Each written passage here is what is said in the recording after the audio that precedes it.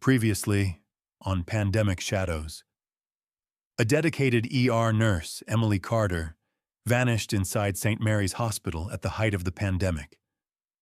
5 years later, an archivist, Daniel Hughes, found a red folder and a USB labeled Wing C. The footage showed Emily in a hallway that didn't exist on public maps. A masked man walked beside her. Then, a second USB, a message, "See you in Wing C, 3 days."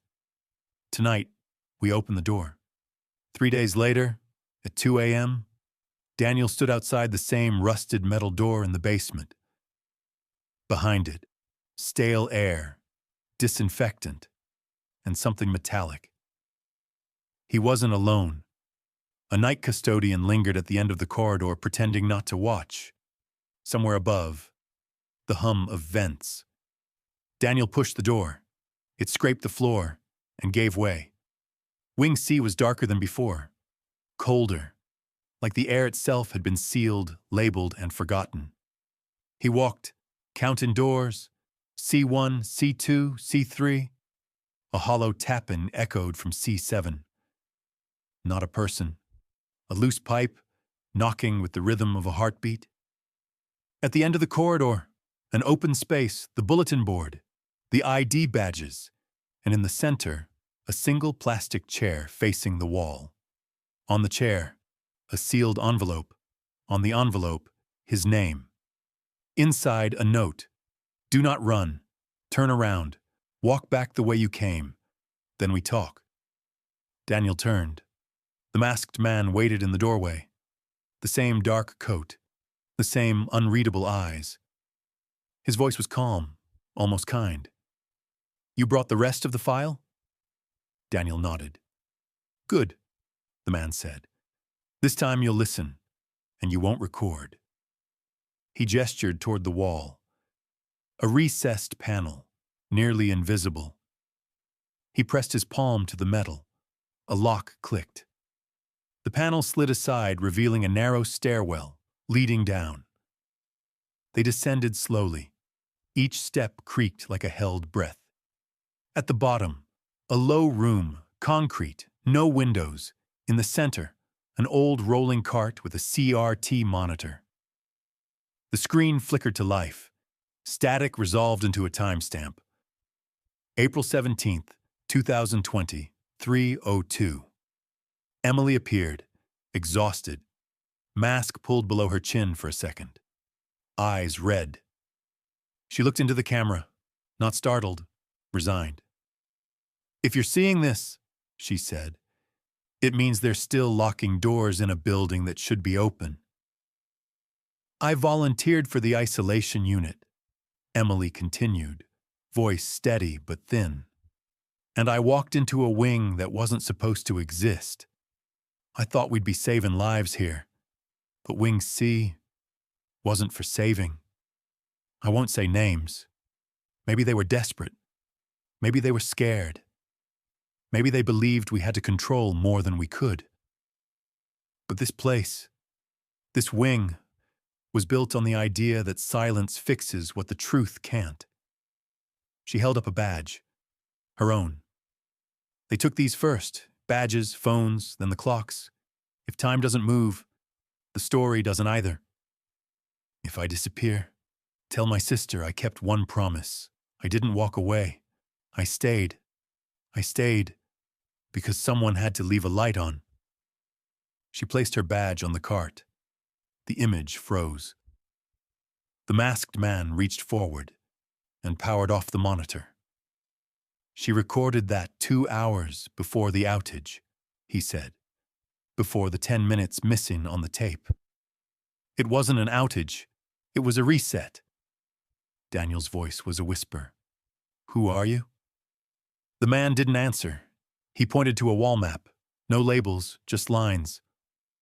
Wing C was sealed in '99, emergency quarantine, never meant to reopen. During the first wave, someone dusted off the keys. "You want the truth?" he said. "It's messy, bureaucratic, not cinematic, no grand conspiracy, just small decisions made in fear. that stacked into a wall. He slid another panel. Behind it, rows of metal drawers like a morgue, but empty. They moved equipment here, overflow, staging, then paperwork, then people, staff who tested positive mid-shift, patients who had nowhere else to go. It was supposed to be temporary. Temporary lasted long enough to get erased. Daniel stared. And Emily? The man looked at the floor. Emily walked in, and when she zagged where others zigged, she saw the wrong door. The right truth depends on who you ask. Back upstairs, in the open space with the bulletin board, the masked man pointed at the plastic chair. "You got a message. See you in Wing C, 3 days. Who sent it?" Daniel swallowed. "You?" The man shook his head. "I don't write threats. I leave warnings." He lifted a badge from the board. Worn, cracked. Emily Carter, RN. She left that chair. She left the first USB. She left the note you found in the file. Emily knew this would take years, so she built a trail. Slow, boring, undeniable. Daniel's hands trembled. Then where is she? Silence. Only the hum of an old vent. Nay, the man led Daniel to a final door. No label. 4 deadbolts. "Behind this," he said, "is the reason the wing is still standing." He turned each lock with a heavy, deliberate click. The door swung inward. Air rushed past them, cool, still, preserved. Inside, a narrow chamber. On one wall, 15 clipboards. On the other, a single desk. On the desk, a small tape recorder, labeled in blue ink, EC Night Log. The man pressed play. Log begins, 0319. Daniel, if this voice reaches you, it means the files survived what we couldn't. They're going to rewrite. They'll say there was no Wing C. They'll say nurses left when shifts ended. They'll say 2020 was a blur and we're misremembering in the dark. If you doubt me, check the vents above C7. Check the bolts on the west stairwell, and check the names on the board. You'll find mine twice. The tape clicked, then silence. Daniel scanned the bulletin board again. The badges, rows and rows. He ran his finger across the plastic, searching. There it was. Emily Carter, RN, and 2 badges over. Again, Emily Carter, RN. Same name, different photo? One with her hair tied back, tired, end of shift. The other, mask off for a second, eyes red from crying. The edges of that badge were heat-warped, as if it had been near flame. Daniel looked up. Why 2? The masked man's answer was barely a breath. Because one leaves, and one stays. A memory surfaced, an old maintenance log Walter, the retired engineer, had shown Daniel. A note about temporary rebadge during system downtime. 2 badges, 1 identity, an internal shell game. The man continued. When the cameras went dark, they didn't just reset a system. They reset a story. Emily walked one way on paper and another way in truth. She used the second badge to move where logs wouldn't follow, to gather things no report could bury. Dates, door codes, vent serials, names. Daniel's voice cracked. Then where did the story end? The masked man opened his palm. A small object gleamed, a brass key stamped C*W.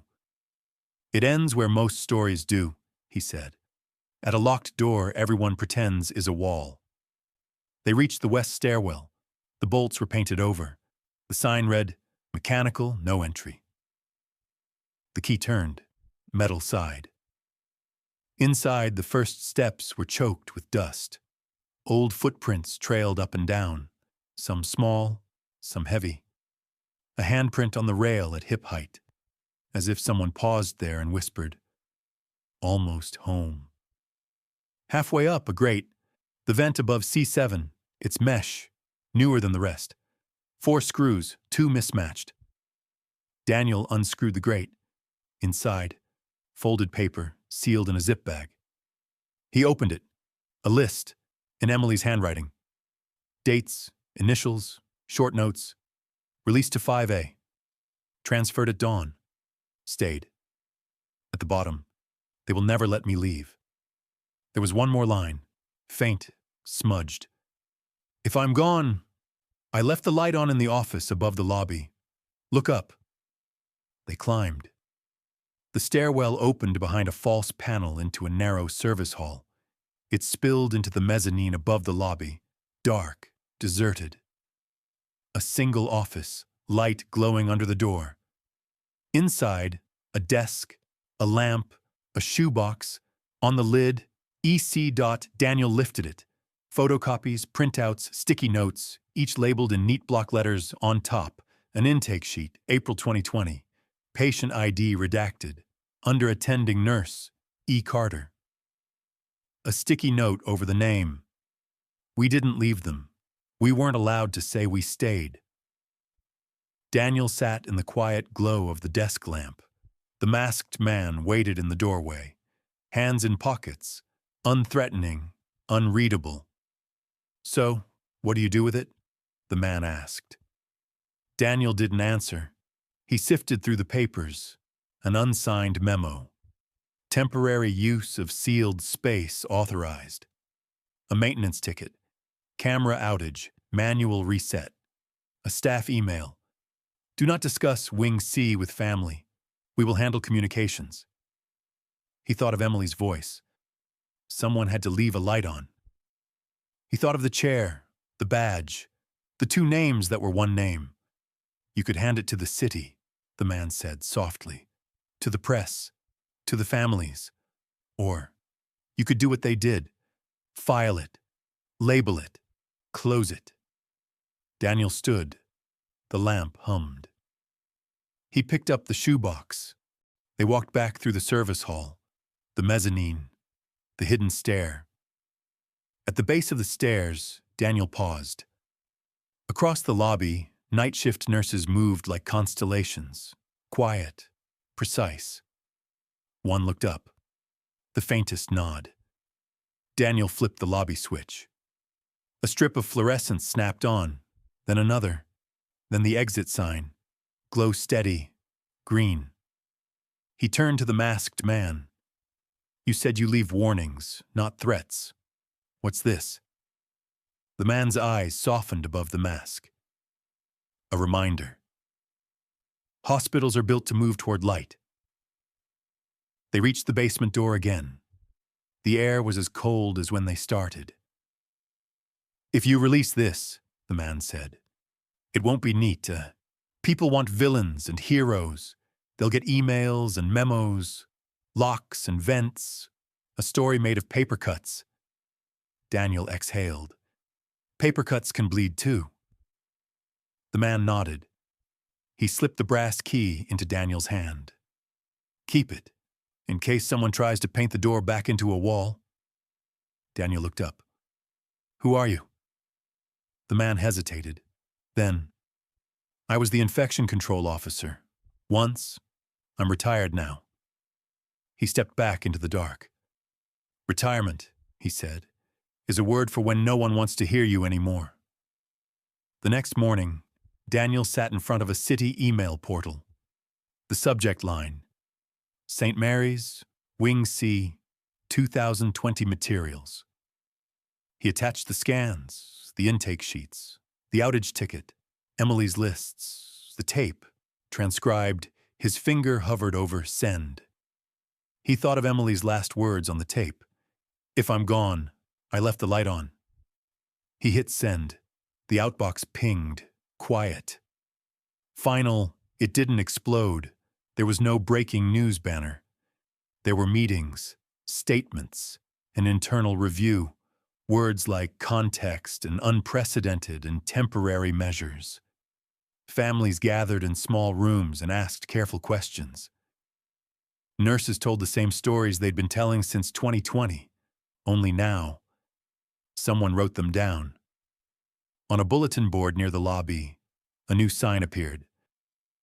Wing C is closed. Permanently. Underneath, a small frame, in memory of those who stayed unseen. Did Emily walk out? Did she leave through the west stair when the story looked the other way? Or did she stay? The one who stayed so others could leave. No official record says. None will. But if you tilt your head in the lobby at night, when the lights buzz and the vents hum, you can see it. Up on the mezzanine, one office, a single lamp, left on. Hospitals are built on a simple belief that light finds the sick and guides them back. In 2020, light was scarce, doors locked, stories reset. But someone in blue scrubs wrote lists, hid notes, doubled a badge, and chose not to walk away. If Emily Carter is alive, maybe she doesn't want applause. Maybe she wants a different ending than the one Fear would write. And if she's gone, maybe the light she left is enough. This was Pandemic Shadows. The case of the nurse who never left. Some doors are walls until someone keeps a key. Good night.